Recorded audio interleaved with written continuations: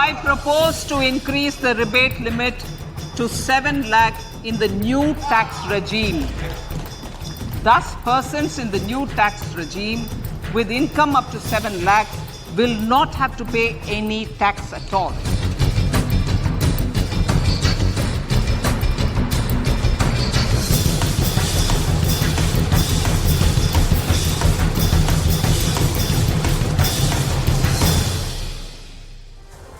We are continuing our special broadcast on Budget 2023, and joining us now, another set of newsmakers, Manish Tiwari, Congress MP, and also Jayant Sinha, BJP MP.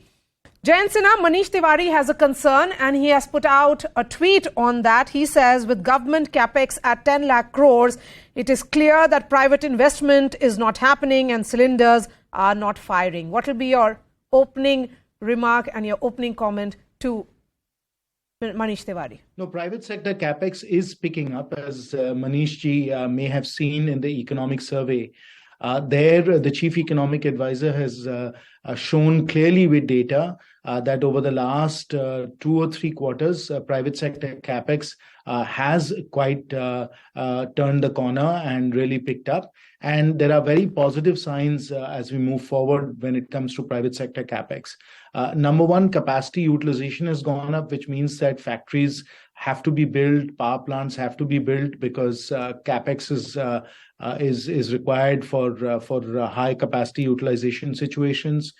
We know that our banks are in very good shape now. NPAs have been reduced, and because of that, credit growth has also picked up quite nicely, quite strongly, and that's doing very well. And of course, because growth continues to be strong for us, we've had a year in which we're going to do 7% growth, and we are likely to do 6.5% growth next year. Because growth is strong, there is plenty of profitable growth for our companies to chase, and those are the reasons why private sector capex will in fact go up. Okay, Manish Tiwari, since you write extensively on issues of national security, the good news certainly is that the defense budget has been hiked by 6%. Education again has gone up by 13%. Health sector has seen a hike of 15% as well. Is that good news that these are areas which were of concern? All opposition leaders had been raising their concerns around it, and the expenditure that has been addressed by the government. Well, allow me to first elaborate on the tweet which you put as a question to Jayant Sinha ji. The budget estimates for 23-24 peg the size of the union budget at 45 lakh crores. Out of that, the deficit is 17 lakh 85,000 crores. So therefore, 17 lakh 85,000 crores of the budget is unfunded. Now, the government says that they will go out to the market and borrow 11.8 lakh crores. Essentially, what this means is that the room which is available for private sector to really be able to borrow is going to come down substantively for the reason that the Russian-Ukrainian war, the recession that is being experienced in some of the advanced economies, that actually reduces the amount of money available. So therefore, if you want the private sector cylinders to start firing, and this was the original intent of the government when they gave a 1,45,000 crores in concessions to corporate India in the budget of 2019-20, that certainly is not happening. And that is the reason why government has decided to increase its capital expenditure to 10 lakh crores, up by 33%, because essentially there is no private investment happening. And when government decides to put in money into capital expenditure, it comes at the cost of the social sector. And therefore, if you were to look at the various schemes, Manrega allocations are down by 13,000 crores. The National Education Mission is down by 600 crores. The National Health Mission is down by 375 crores. You talked about defense spending going up. And Maria, that's a bit of a chimera for the simple reason that you've had this standoff with China now going back to April 2020. And in terms of capital expenditure as a part of the defense budget, it's only gone up by 10,000 crores from a lakh 62,000 from 1.52 lakh crores to 1.62 lakh crores. So essentially, the rest of it is all revenue expenditure. And in fact, of course, Jainji is an economist, and I defer to his wisdom because he's also the chair of a finance committee. But in my estimation, the hike in the defense budget barely covers the inflation. Okay. Jayant Sinha, did you overpromise and underdeliver?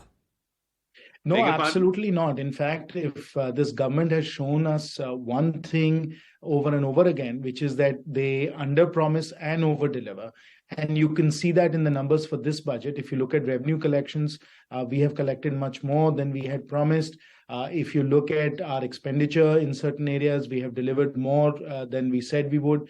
So we have absolutely done a superb job in terms of meeting all of our performance goals. And that is why today 11.7 crore households have toilets, 9.6 crore LPG connections have been put out. There are 47.8 crores Jan Dhan accounts. These numbers go on and on because we have been able to deliver against our promises. Now, when we talk about Narega, let's also be clear that Narega spending was very elevated during the COVID pandemic because of the reverse migration. That has come down somewhat as people have come back into the cities once we've got through the COVID pandemic, which I may add is because of the 220 crore worth of vaccinations that we have done. And so we've dealt with COVID, and as that has happened, the migration back into the cities is going on. And of course, as a result of that, Narega payments have automatically come down. However, Narega is a demand-driven program. By law, it's a guarantee program. Anybody that demands Narega work can get Narega work, and if required, of course, the Honorable Finance Minister will move a supplementary demand for grants and ensure that there is more expenditure if it's required for Narega. Now, those are some of the points that Manishji had made, but he also spoke about defense spending. Now, as far as defense spending is concerned, we know that there is significant ongoing expenditure, which is of course for troops, for maintenance, and so on, and they remain at the levels that they are right now. They've increased somewhat. But it's really the capital expenditure that is gated in some ways by the kinds of large programs that we pursue, and those can't be ramped up and down that easily.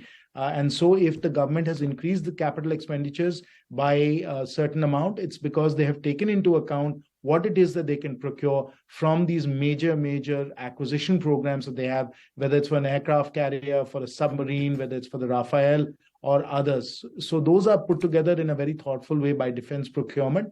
And we should feel very comfortable with these estimates because they represent very thoughtful, very strategic acquisition programs. Manish Tiwari, I'm going to come to you specifically in the context of what the big push has been done for the PMAY. It will have a cascading impact and will benefit other sectors as well, the cement, the steel, and also ensure rural employment. Well, Maria, let me first address two questions which Jayanji raised. The first, of course, with regard to defense spending, because if I heard the finance minister correctly, she started off by saying that this is a budget for 25 years for the Amrit Kal.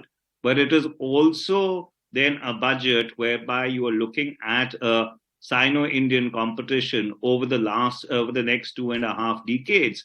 And with China actually ramping up into a fifth generation warfare paradigm, reorganizing their theater commands, investing very heavily in cyber and space warfare, a measly increase of 10,000 crores on capital acquisitions, I do not think meets the long-term defense requirements or the defense needs of India. While I take Mr. Jayant Sinha's point that obviously revenue expenditure has gone up because of the additional deployments on the line of actual control since April 2020, but that still does not make for a future-ready army if you're saying that this budget is actually looking at the future. The second thing which I wanted to point out very respectfully is when there was a debate in July in Parliament, which I had led on inflation, I had in fact pointed out that the May and June of 2022 2022 were the highest months in terms of Manrega demand. So therefore, if reverse migration has actually happened, it did not show in Manrega demand numbers, at least till the middle of last year. And the final point which I wanted to make was, since Jainji spoke about LPG cylinders, you see, our crude oil import from Russia was only 0.2% in the previous fiscal.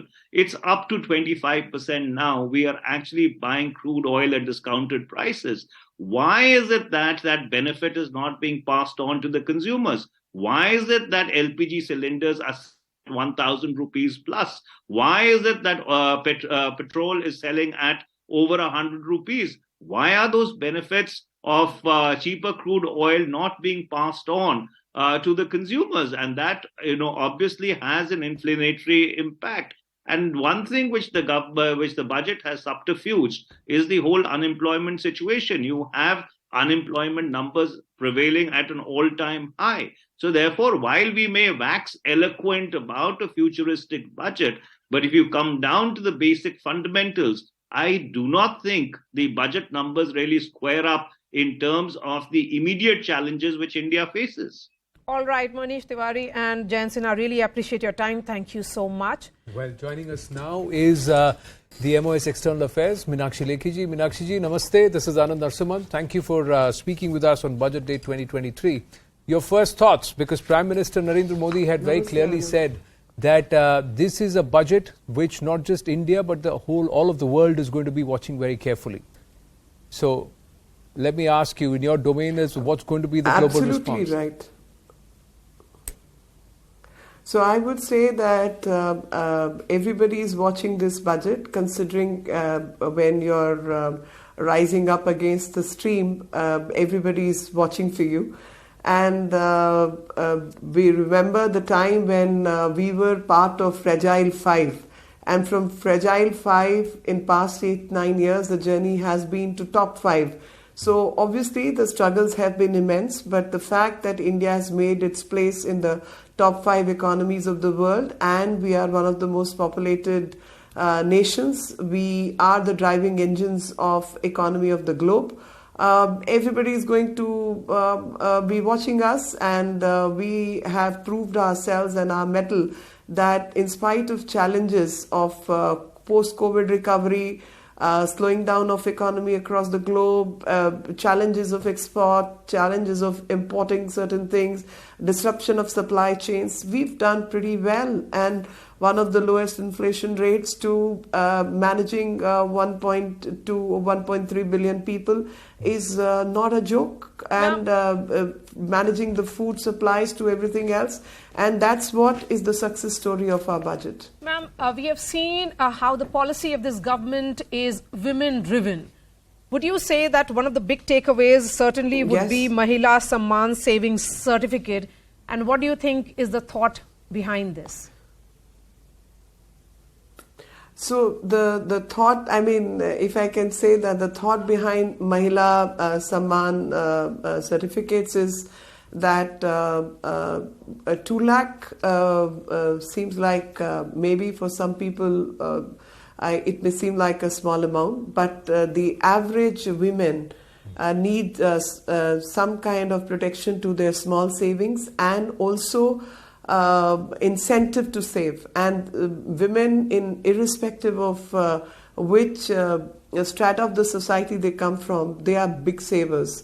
So if you can invest, say, 2 lakh rupees and get a fixed interest of 7.5% for 2 years, it adds to the certainty of money which you will receive post 2 years. Plus, this is also generation of resources so far as government is concerned, because that many more women will come up with 2 lakh savings in the name of girl child, in the name of young women, and a whole lot of young working women will also be able to save that kind of money for their own safety, security, and also add up to the formalization of economy which will benefit the country. So it's a It's a huge step and also symbolic that we have to move away from appeasement politics to empowerment politics, and we need to do something substantial for women, and especially the kind of policies which have come on this certification,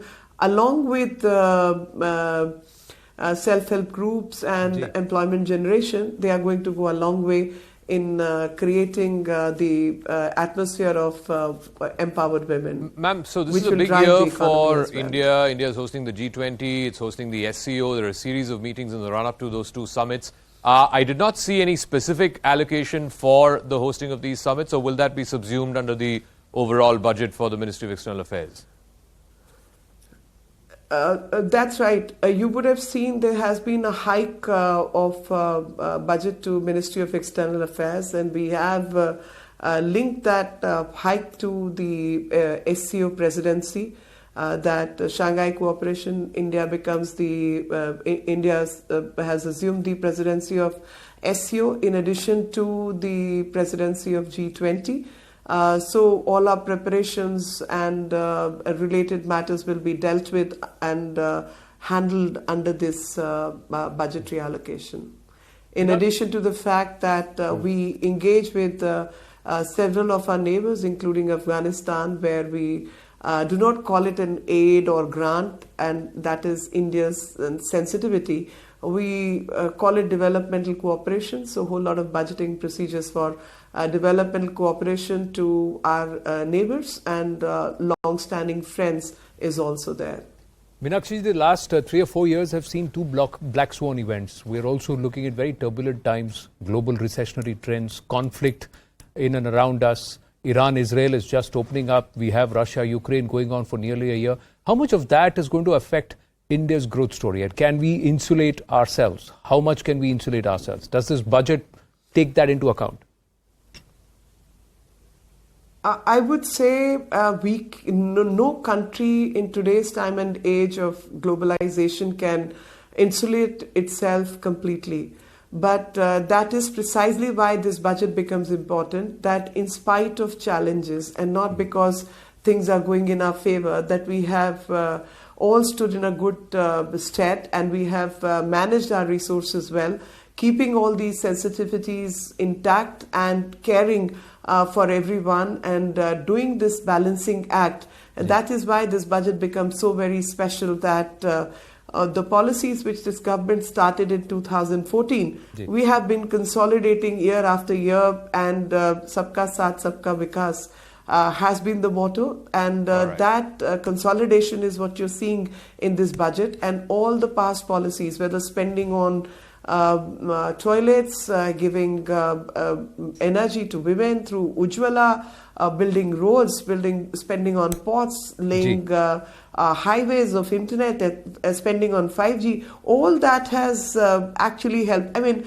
just come to think of it, we had 62 airports earlier, and today we have 148 airports or 142 airports, and now we are planning to have 50 more airports. So airport is not just an airport in which some people get employment, but airport is a place which brings employment and prosperity to the entire region. Correct. So I believe that this budget is a budget which is showcasing the past reforms which this government has undertaken, and is also laying the foundation of the future, what future has to hold for our country, and thus a futuristic budget. Thank you very much, ma'am, for speaking with us. That's the MOSMEA, Meenakshi Lekhi. I also want to get in a voice from Corporate India. Chairman Hero Enterprises, Mr. Sunilkant Munjal is now joining us. Thank you very much, sir. The headline figure, of course, from the Finance Minister's budget speech today was the big capex spend, 33% increase, 10 lakh crores. But the fact that she's managed to increase that outlay and yet at the same time stick to the fiscal glide path, what do you make of this fiscal tightrope that the Finance Minister has walked? I think this has been a wonderful tightrope walk that she has demonstrated. On the one hand, she's continued down the road of growth, which the country sorely needs, even though we are growing faster than most of the parts of the world. But for our own needs, it is essential right now. At the same time, she's also managed to do a social spend on self-help groups, skilling centers, green agriculture, green hydrogen. So it's actually been a very vast area she's covered in a shorter than normal speech. And in reasonably simple language, she managed to cover a fairly large ground, I must say. The 35,000 crore allocation for transitioning from fossil fuels to clean energy, what kind of sort of knock-on effect do you reckon that will have in the auto sector as well as in the ancillary space? I think it's going to have 2 or 3 different impacts. One, the current structure of the industry will change because there are a lot more new players who are entering the automotive industry, and some of them will give real competition to the existing players. Also, the component industry in clean fuels is much, much smaller. So we will actually see a negative growth of the number of units in the auto component area. But it will create a whole lot of new opportunities in the infrastructure that the clean mobility requires, whether it's charging stations or it's batteries or replacement of batteries. There's a whole host of new initiatives which will come up. And as you move forward, companies are also looking at autonomous driving, etc. So it is just a whole slew of new initiatives that will come up, which is why I was happy with the proposal to set up an initiative to encourage apps for 5G, for example. Correct. I was very happy with what she's spoken about, artisan skills, that one district, one product. That's a very powerful program. I don't know how many people realize that. It can actually be a game changer for rural India. Because not only do we need to improve agriculture, we need to improve the rural economy overall. Because only if all the rural India grows, does all of India grow. And one final word, I mean, a marker of that rural demand and rural growth is, of course, the sale of two-wheelers. Are you seeing a significant pickup in demand, particularly in the last few months, since now we are very much out of the pandemic? So first, to clarify, I am no longer running Hero MotoCorp. True, I know that. My brother does. But just to tell you that, So it's interesting. In almost all product categories, whether you look at cars, motorcycles, TVs, refrigerators, the lower end, lower price, simpler models have all suffered in demand. The higher end of the market has actually done exceedingly well.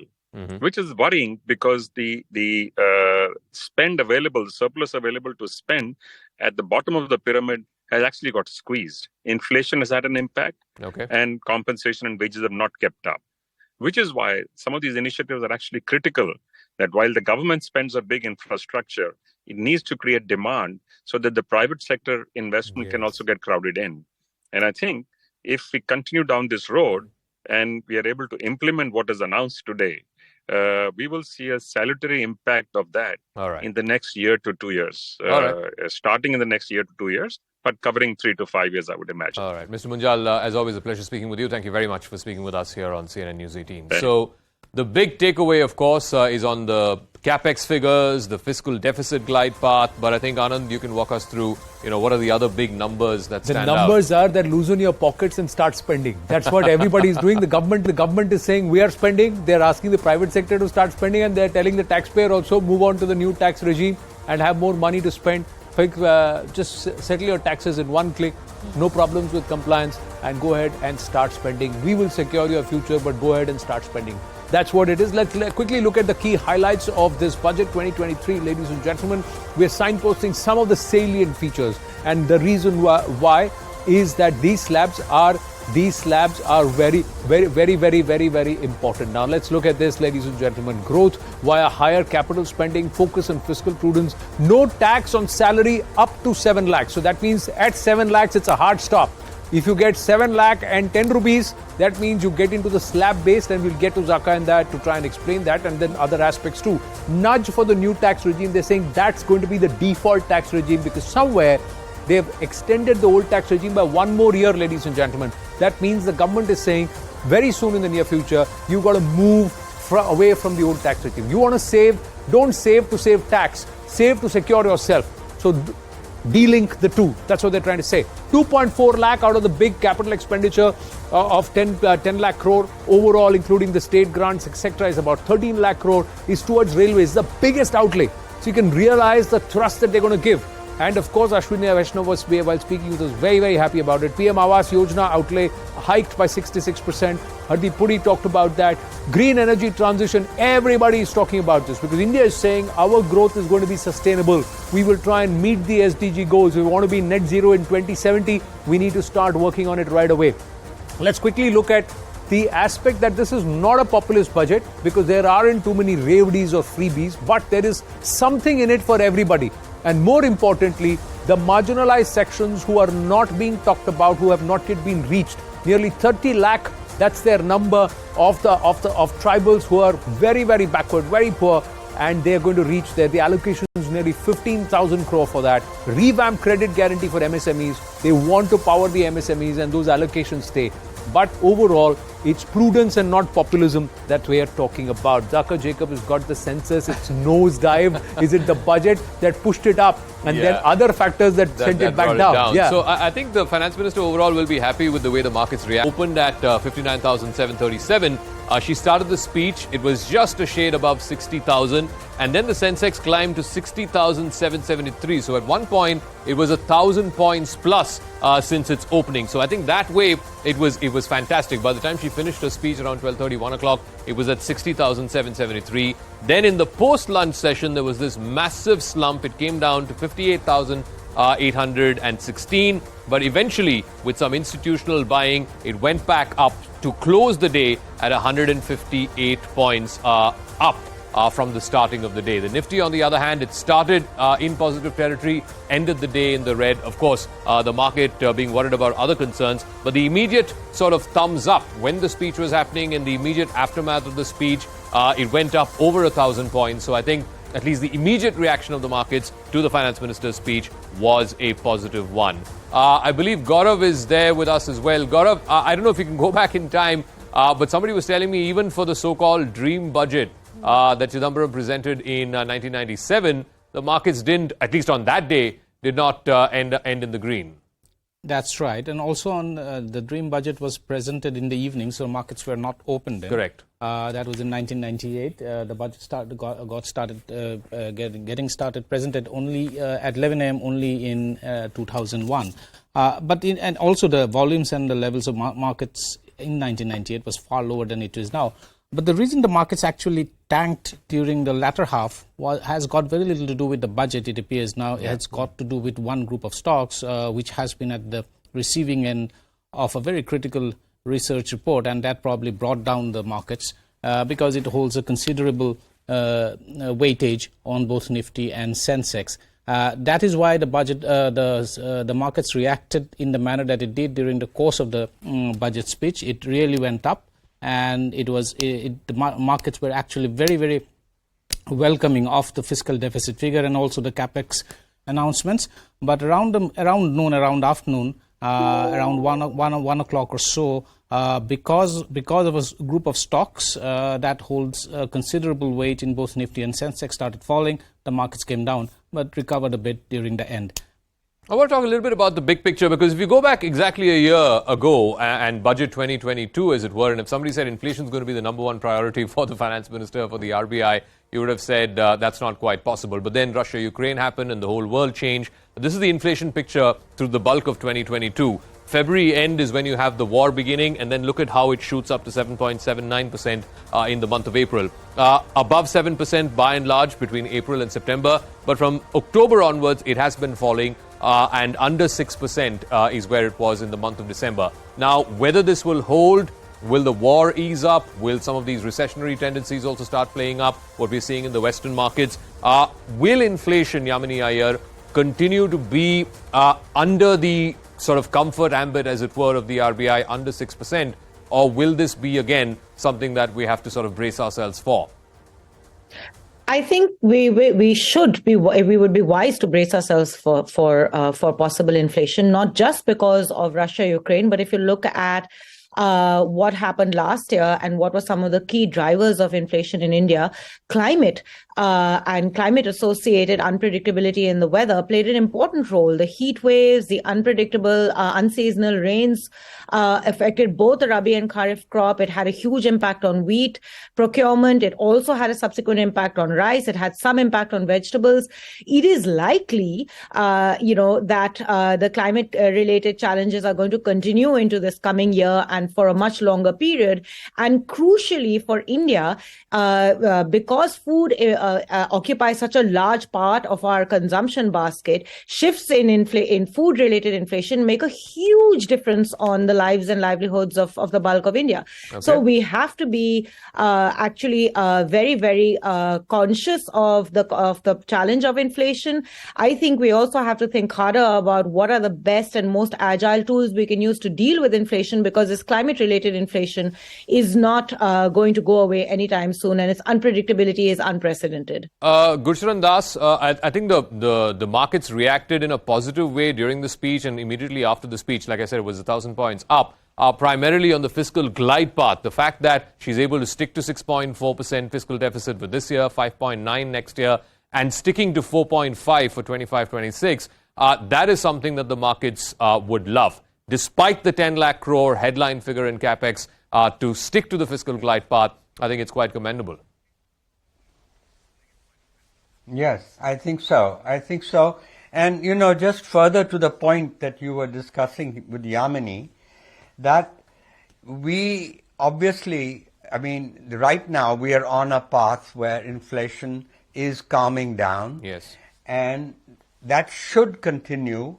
But there's an interesting point that the economic survey made, which is that the moderate rate of what we would, for India's advantage and our inflation advantage, we don't want to have imported inflation. She was talking mostly about domestic inflation. Correct. But there is an element of imported inflation, that if the world economy remains moderately suppressed, meaning it doesn't, like China suddenly recovers and, it shoots up, the inflationary trends on commodities will go up.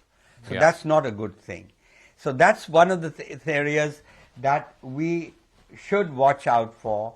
A moderate recovery. We should wish for a moderate recovery in the global economy. All right. The other point, I think, if I may, I wanted to mention that, the railways, there was a very good presentation by the Minister of Railways, and there's a major allocation in infrastructure spend in the railways.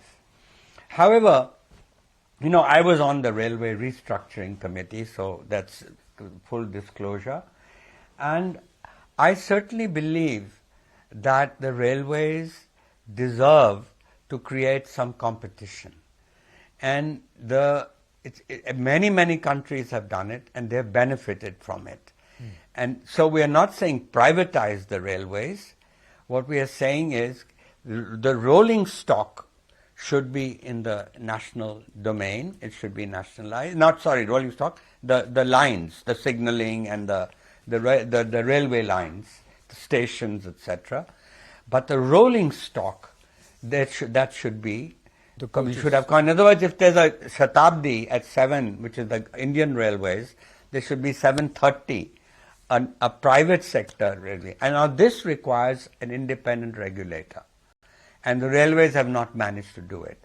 And they did try. Right. They did try to open bids, but nobody bid, except for ICRTC. So at this point, Gurcharan ji, I do think that we should not let ourselves get complacent about that. Gurcharan ji, we had Ashwini Vaishnav ji saying at this point they're not looking at privatization of the railways. Joining us now is the MOS PMO, Dr. Jitendra Singh. Jitendra Singh ji, namaste. Thank you for speaking with us. It's a Sabka Saath budget is what everybody is saying. I'd like to get your thoughts, because the finance minister started her speech by saying it's going to be an inclusive budget. Your thoughts? No, absolutely. Anand, you said it in one single phrase and expression. It is indeed an exclusive budget. And I think it is also a cumulative outcome of the foundation that Prime Minister Shri Narendra Modi has sought to lay down for this nation over the last 8-9 years to build up a resilient, sustainable economy. And the budget today also in turn lays the foundation for the next 25 years to come, the Amrit Kal, so to say, when India is a frontline nation in the Community of Nations.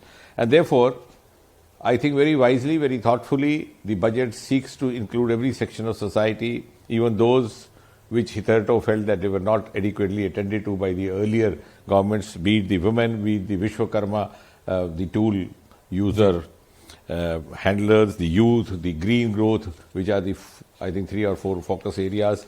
And then, of course, as the budget very appropriately describes, the 7 priorities of Saptarishi, which again is both contemporary as well as futuristic.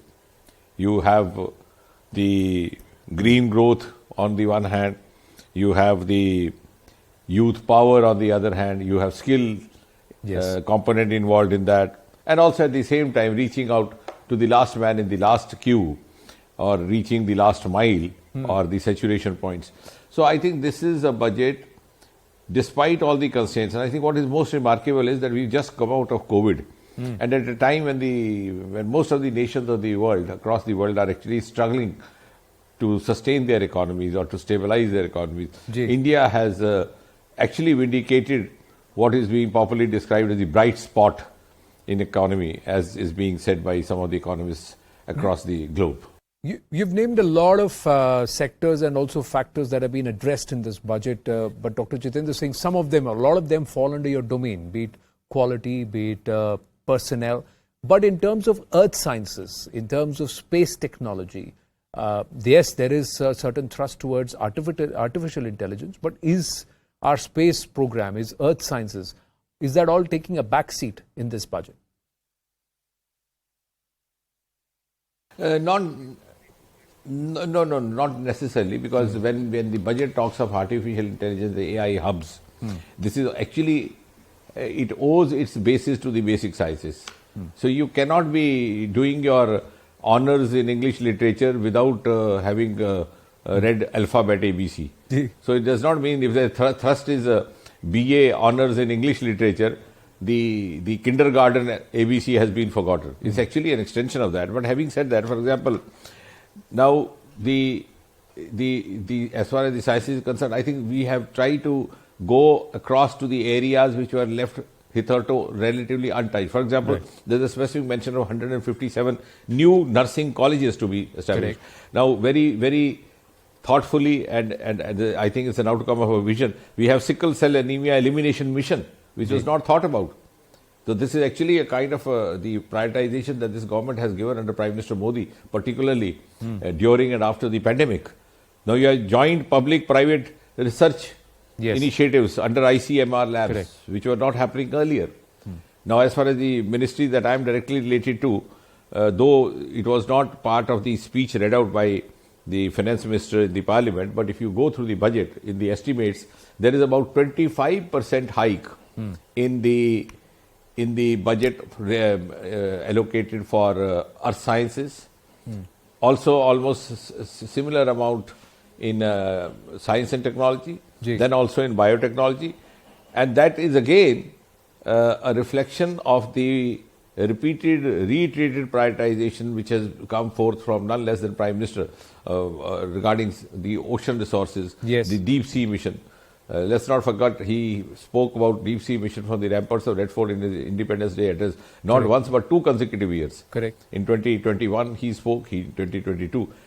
And that is reflected in the budget estimates today. Biotechnology again is a sector which has received 25% hike, considering that it deals with all the trials out. This is biotechnology department which has come out with 4 vaccines in just a span of 2 years. 2 years. And that these vaccines, including the first ever DNA vaccine, the first ever nasal vaccine, the first anti-herpes vaccine, which has some contribution in also protecting the cervical cancer in females and in the women. So, what I'm trying to say is that it's a hugely technology driven at the same time. And all this is part of the skill. So I don't think it will be either those who say so are possibly saying so because they are mandated to criticize, or they have not virtually gone through the details of it. Well, my final question, Dr. Jitendra Singh, that while there is a vision for Bharat in 2047 as a Sampann, Samriddh and Samarth Bharat, there is also a certain roadmap for 2024. The ballot is somewhere written all across in the fine print. Vishwakarma plan schemes targeting all segments of society which are also critical vote banks, even in the elections to the states, the 9 states. Your thoughts on that? Anand, I understand that question is inevitably expected, particularly when the budget has come out, when the government has come out with the last budget of this term. Yes. But I would also say that this is also an outcome of the conditioning which has gone into our minds, both in the citizen's mind, in the media mind, also in the common commentator's mind, that since it is on the eve of election, it has to do something to do with the election or with the ballot consideration. But I would rather say that this is also let's not forget that, or maybe we'll take some time to understand that Prime Minister Modi has tried to introduce a new kind of political culture in this country, which is that reach out to the one who requires us, reach to the last mile, and then leave it to the public to decide. So this is what is being reflected in this budget. It is addressing the requirements of the women. It is addressing the requirements of the middle class. The exemption limit has gone up from 5 to 7 lakh. The rebate has gone up. The exemption limit has gone up. It is addressing the self-help groups. It is addressing the green growth, which is futuristic, because let's not forget, in the next 25 years, India's economy is hugely going to depend mainly on 3 resources: the ocean resources, the Himalayan resources, and the green resources.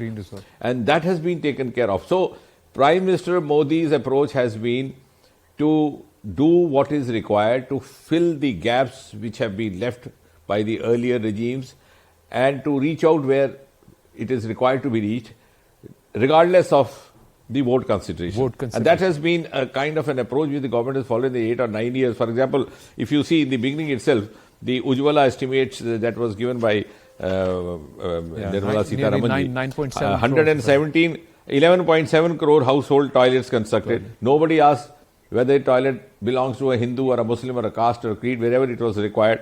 9 crore drinking water connections given in rural areas. 9.6 crore LPG connections given. And the list was prepared by the administration depending upon the requirement, the households, the below poverty line. Nobody asked which caste, which creed, which religion. They didn't even ask whether you voted for us last time. They didn't even insist that now you vote for us next time. So I think Prime Minister Modi has introduced a different kind of work culture, which is very objective, which is very scientifically driven. And one of the glaring examples is that now we are moving on to aspirational blocks. Yes, from aspirational district, 500 blocks. Was a path-breaking initiative in the planning. Otherwise the backward districts were based on more of a subjective criteria. This was totally based on 41 indices. And now we are moving downwards, aspirational blocks. So I think this is very objective, very scientific and need-driven.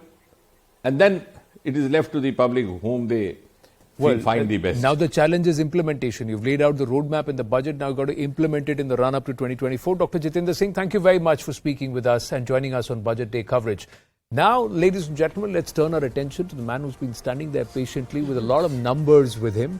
The aspect of capex. The opposition turns around and says, last year, like Mr. Chidambaram said, you didn't spend 22,000 crore. They didn't spend 22,000 crore out of 7.5 lakh crore. So this capex, how much of a difference is it going to make and how intrinsic is it? So I think there's a fundamental, it's a philosophical thing with this government. They believe, I think the classic example is Manrega versus capex, right? Manrega has been slashed quite substantially, 30,000 crores. Some of that has gone into the capital expenditure. And I think if you ask economists everywhere around the world, they will agree that capital expenditure is productive expenditure. You're spending money to create not just physical infrastructure, you're also spending money to create employment. So the headline figure is staggering. It's 10 lakh crores.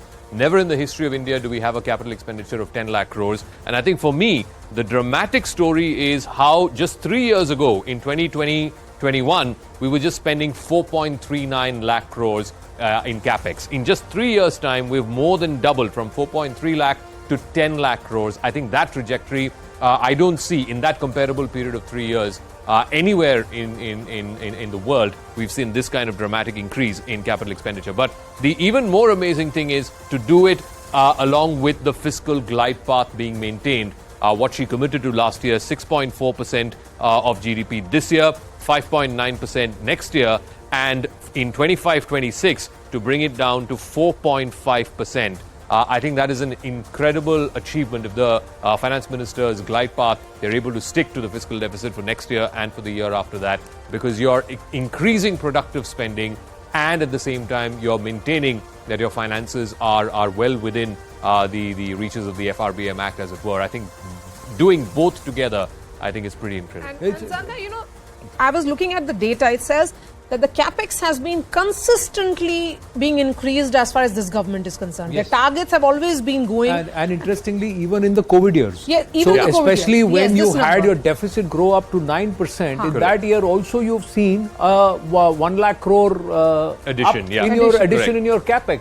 I think the philosophy again for the government was COVID was a once in a lifetime event. They didn't know, what had hit us, and therefore to try and revive growth at that time when corporates were not coming forward, individuals were not willing to spend, only government spending would have got us out of that hole. So which is why the COVID years, 2021 and 2022, you can expect that capex spending. But then coming out of the COVID pandemic, as it were, last year 7.5 lakh crores, very aggressive, and this going forward this year, 23-24, 10 lakh crores, just as aggressive. I think that is pretty incredible, because I think the India story is linked to this infrastructure spend in large It's ways. gone up by 3.2 lakh crore in two black swan event years. Yeah, the correct. pandemic, COVID, and then you have the Russia-Ukraine conflict. And Correct. had the Russia oil buy not happened, there wouldn't have been this kind of aggression. So a lot of Fixed global asset that we keep factors. talking also. about. Yeah, this is the creation of those fixed assets, Fixed because assets. it's productive spending. Whereas you're spending on interest servicing, you're spending on pensions, government salary, employee salaries, and so on. That's not productive spending. So it's something which is being done for the long term. So if I build a train or a railway track or an expressway or a greenfield project like the Delhi-Mumbai, imagine get from Delhi to Mumbai in 12 hours. How much of a cost is that going to bring down? You've laid down lakhs and lakhs of kilometers of roads. So you're bringing down the cost of diesel, cost of transport, and you're making markets accessible via these greenfield projects. So every aspect of this capex has a dimension which will impact our lives indirectly, maybe not immediately, but in the years to come. And it's also going to encourage some people to turn around and say, let's invest, let's get jobs.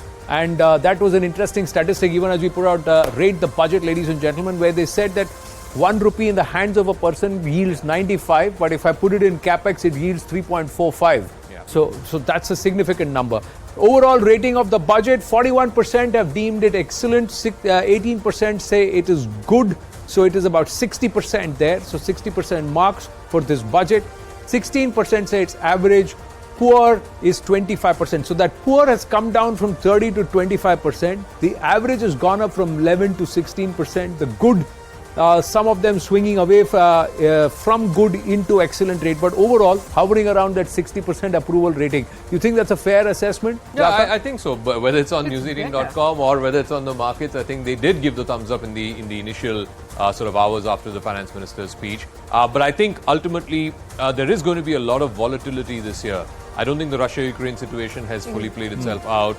You're already seeing recessionary tendencies, particularly in the tech sector. So how all of this will play out over the next 6 months, maybe 10 months or so, I think that's going to have a huge Interestingly, all the analysts so far have given a thumbs up.